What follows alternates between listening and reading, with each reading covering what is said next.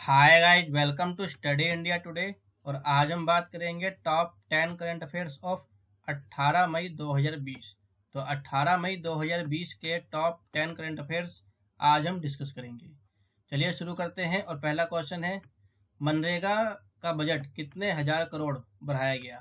तो ये बढ़ाया गया 40,000 करोड़। देश में जारी कोरोना महामारी को देखते हुए लॉकडाउन है और केंद्र सरकार ने लॉकडाउन के कारण को अर्थव्यवस्था पर पटरी पर लाने के लिए 40 लाख करोड़ रुपए के पैकेज की घोषणा की है। केंद्रीय वित्त मंत्री निर्मला सीतारमण ने 17 मई 2020 को 40 लाख करोड़ के आर्थिक पैकेज की 5वीं किस्त की जानकारी देते हुए कई अहम ऐलान किए हैं। केंद्रीय वित्त मंत्री निर्मला सीतारमण ने कहा है कि प्रधानमंत्री ने जो कहा है कि आपदा को अवसर में बदलने की जरूरत है और उसी के अनुसार ये आर्थिक पैकेज को तैयार किया गया है। कोरोना संकट और लॉकडाउन की वजह से सुस्त पड़ी अर्थव्यवस्था को गति देने की आत्मनिर्भर भारत पैकेज का ऐलान किया गया है। वित्त मंत्री निर्मला सीतारमण ने कहा है कि प्रधानमंत्री गरीब कल्याण योजना के अंतर्गत टेक्नोलॉजी को उपयोग कर डायरेक्ट बेनिफिट ट्रांसफर कैश किया गया, जो इसके अंतर्गत 8.19 करोड़ किसानों के खातों में 2-2 हजार रुपये डाल दिए गए। और वित्त मंत्री ने कहा है कि मजदूरों के उनके गृह राज्यों तक पहुंचने हेतु 85% खर्चा केंद्र सरकार दे रही है। प्रकाश दिवस कब मनाया जाता है? तो ये मनाया जाता है प्रतिवर्ष 16 मई को। प्रतिवर्ष 16 मई को यूनेस्को द्वारा अंतर्राष्ट्रीय प्रकाश दिवस मनाया जाता है। 1960 में लेजर के पहले सफल ऑपरेशन को चिन्हित करने के लिए यह दिन मनाया जाता है। पहला सफल लेजर ऑपरेशन एक इंजीनियर और भौतिक वैज्ञानिक थियोडोर मेमन द्वारा किया गया था। यह दिन कला, संस्कृति, विज्ञान, सतत विकास और शिक्षा में प्रकाश की भूमिका का जश्न मनाता है। इस दिन को इंटरनेशनल बेसिक साइंस प्रोग्राम द्वारा प्रकाशित किया गया, जो यूनेस्को द्वारा संचालित किया जाता है। इंटरनेशनल बेसिक साइंस प्रोग्राम की स्थापना यूनेस्को और उसके सदस्य राष्ट्रों द्वारा की गई थी। और इसका लक्ष्य क्या था? अंतर्राष्ट्रीय प्रकाश दिवस का उद्देश्य सार्वजनिक समझ को बेहतर बनाने के लिए है कि प्रकाश और प्रकाश के आधारित प्रौद्योगिकी भविष्य के समाज के विकास में कैसे मदद करती है। और यह तथ्य को भी दर्शाता है कि ऊर्जा को बचाने में प्रौद्योगिकी अधिक से अधिक भूमिका निभाने में मदद करती है और इसीलिए प्रकाश प्रौद्योगिकी की संरक्षित करने की आवश्यकता है। सहाय योजना किसने शुरू की? तो ये शुरू की गुजरात ने। गुजरात सरकार ने 14 मई 2020 को आत्मनिर्भर गुजरात सहाय योजना की शुरुआत की। इस योजना के तहत निम्न माध्यम से आय वर्गों के लोगों को 2% वार्षिक ब्याज पर बैंकों से 1 लाख रुपए की गारंटी मुफ्त ऋण ले सकते हैं। और इस योजना के मुख्य उद्देश्य लोगों के सामान्य जीवन शुरू करने में मदद करेगा, जो कोविड-19 लॉकडाउन के चलते प्रभावित हुआ है। आत्मनिर्भर गुजरात सहाय योजना के तहत ऋण देने वाले बैंकों को 6% ब्याज का भुगतान सरकार द्वारा किया जाएगा। इसका उद्देश्य छोटे व्यापारियों और निम्न माध्यम आय वर्गों के तहत आने वाले समाज के लोगों की सहायता करना है। योजना नियमों के तहत ऋण की अवधि 3 वर्ष की होगी और किस्त का भुगतान ऋण प्राप्त होने के 6 महीने बाद शुरू होगा। और इसके कुछ मुख्य बिंदु पर नजर डालें तो राज्य सरकार ने छोटे व्यापारियों को, कुशल कामगारों के, ऑटो रिक्शा मालिकों, इलेक्ट्रीशियन और नाइयों आदि के लिए आत्मनिर्भर गुजरात सहाय योजना शुरू करने का निर्णय किया है। गुजरात सरकार ने कहा है कि करीब 10 लाख ऐसे लोगों को बैंक से 1 लाख रुपए का ऋण 2% वार्षिक ब्याज पर मिलेगा, जिससे वो अपने जीवन को नए सिरे से शुरू कर सकेंगे। उन्होंने कहा कि ऋण के आवेदन के आधार पर मुहैया कराया जाएगा, इसमें किसी गारंटी की जरूरत नहीं होगी। राज्य सरकार ने कहा है कि शेष 6% ब्याज का भुगतान राज्य सरकार बैंकों को करेगी। ऐसे ऋण का कार्यकाल 3 वर्षों का होगा। पिछले कितने साल में पहली बार घटा भारत को CO2 उत्सर्जन? तो 40 सालों में।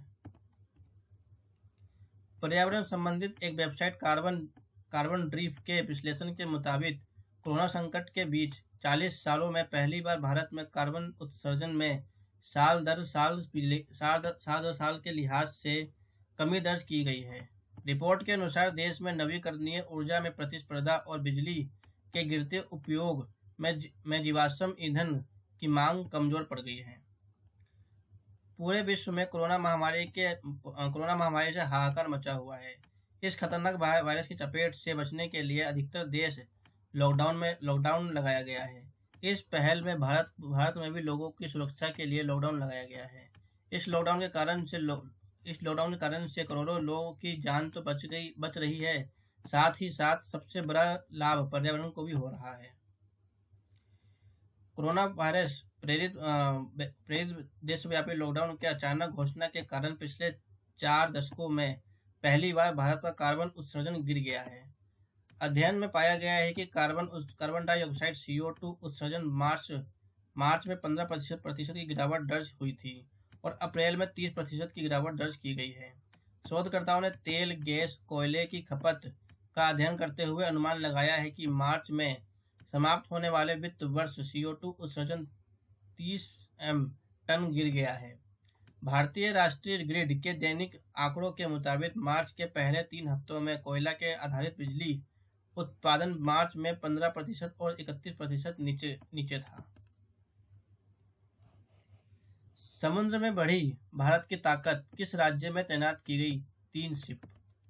तो ये की गई थी गोवा में तैनात की गई है 3 नई शिप।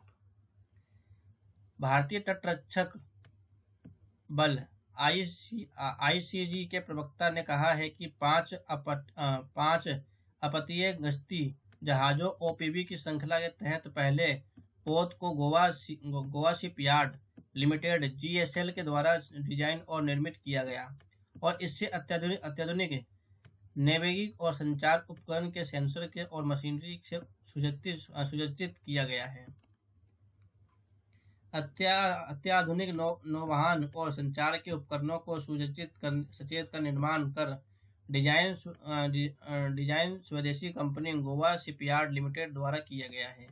ये पांच अपतटीय निगरानी वाहनों में से एक है। यह शिप 105 मीटर लंबा है और इसमें 2350 टन का है। यह लगभग 50 किलोमीटर रफ्तार से 11,112 किलोमीटर तक जा सकता है। प्रधानमंत्री उज्ज्वला योजना के कितने वर्ष पूरे हुए? तो ये हुए 4 वर्ष पूरे हुए। प्रधानमंत्री उज्ज्वला योजना मई 2016 में शुरू की गई थी। इस योजना के अंतर्गत 4 साल सफलतापूर्वक पूरे किए गए हैं। इस योजना के अब तक 8 करोड़ से अधिक परिवारों को मदद की गई है। इस योजना के तहत लगभग 8,432 करोड़ रुपए प्रत्यक्ष लाभ हस्तांतरण TBT के माध्यम से स्थानांतरित किए गए हैं। इस सफलता से चिन्हित करने के लिए 16 मई 2020 को केंद्रीय मंत्री श्री धर्मेंद्र प्रधान ने 1500 लाभार्थियों के साथ बातचीत की।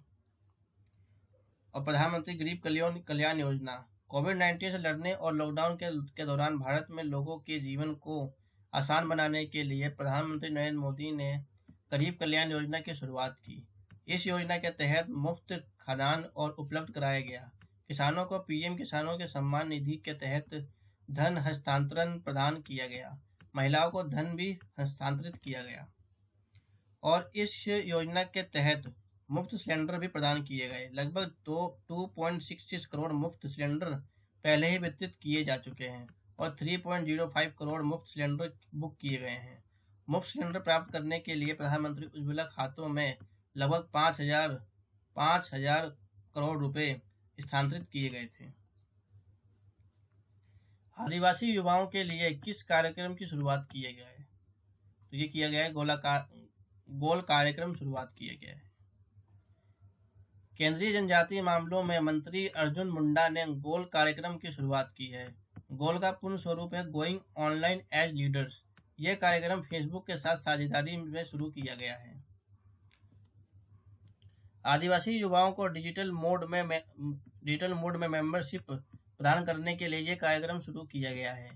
यह आदिवासी युवाओं की छिपी प्रतिभाओं को बाहर लाने के लिए उत्प्रेरित का काम करेगा। साथ ही उनके व्यक्तिगत विकास के में भी मदद करेगा। ये कार्यक्रम 5,000 से अधिक आदिवासी युवाओं को सशक्त बनाने में मदद करेगा। इस कार्यक्रम को दीर्घकालिक मिशन के साथ तैयार किया गया है। यह आदिवासी युवाओं और महिलाओं की क्षमता को विकसित करने में मदद करेगा। साथ ही ये उन्हें खाद्य प्रसंस्करण, बागवानी, मधुमक्खी पालन, औषधि, जड़ी बूटियों आदि मेंटरशिप के माध्यम से ज्ञान और कौशल प्राप्त करने में मदद करता है। मंत्रालय ने इच्छुक उम्मीदवारों के साथ आवेदन आमंत्रित करने के लिए goal.tribal.gov.in नामक एक पोर्टल भी खोला है और यह मेंटर प्रशिक्षुओं को इस पोर्टल पर पंजीकरण करना होगा। यह पोर्टल मई और जुलाई 2020 के बीच खुला रहेगा। यह कार्यक्रम किसी हस्तशिल्प और वस्त्रकला और संस्कृति, पोषण आदि जैसे क्षेत्रों में जीवन कौशल, डिजिटल साक्षरता, नेतृत्व और उद्यम करने में केंद्रित होगा। इस कार्यक्रम के साथ ही भारत सरकार स्टार्ट अप इंडिया मुद्रा योजना, कौशल विकास योजना, जनधन योजना के विलय की योजना बना रही है। इस लाभार्थियों को बढ़ाने में मदद मिलेगी। किस राज्य का 45वां राज्य दिवस मनाया गया? तो वो राज्य है सिक्किम। 16 मई 2020 को सिक्किम ने अपना 45वां राज्य दिवस मनाया गया। प्रतिवर्ष 16 मई को सिक्किम अपना राज्य दिवस मनाता है क्योंकि 1975 में इसी दिन यह राज्य अस्तित्व में आया था। और इस राज्य की इतिहास 1947 में भारत के स्वतंत्र होने के बाद सिक्किम ने भारत के साथ रक्षा का दर्जा प्राप्त करना जारी रखा। हालांकि 1973 में राज्य में शाही विरोधी दंगे हुए। अंततः 1975 में सम्राट को पदच्युत कर दिया गया और एक जनमत संग्रह के द्वारा यह भारत में शामिल हो गया। सिक्किम भारत में शामिल होने वाला 22वां राज्य था। सिक्किम की सीमाएं 3 देशों से अर्थात चीन, भूटान और नेपाल से लगती है। सिक्किम राज्य का लगभग 35% भाग कंचनजंगा राष्ट्रीय उद्यान द्वारा कवर किया गया है। सिक्किम के आधिकारिक भाषाओं में नेपाली, अंग्रेजी, सिक्किम और लेप्चा शामिल है। 2016 में सिक्किम भारत में और विश्व का पहला पूर्ण जैविक राज्य बना था। इससे हासिल करने की पहली शुरुआत 2003 में शुरू हुई थी। सिक्किम के राज्य का पशु लाल पांडा है और राज्य पक्षी लाल तीतर और राज्य फूल नोवल डेंड्रोबियम और राष्ट्रीय वृक्ष रेडोड्रियम है।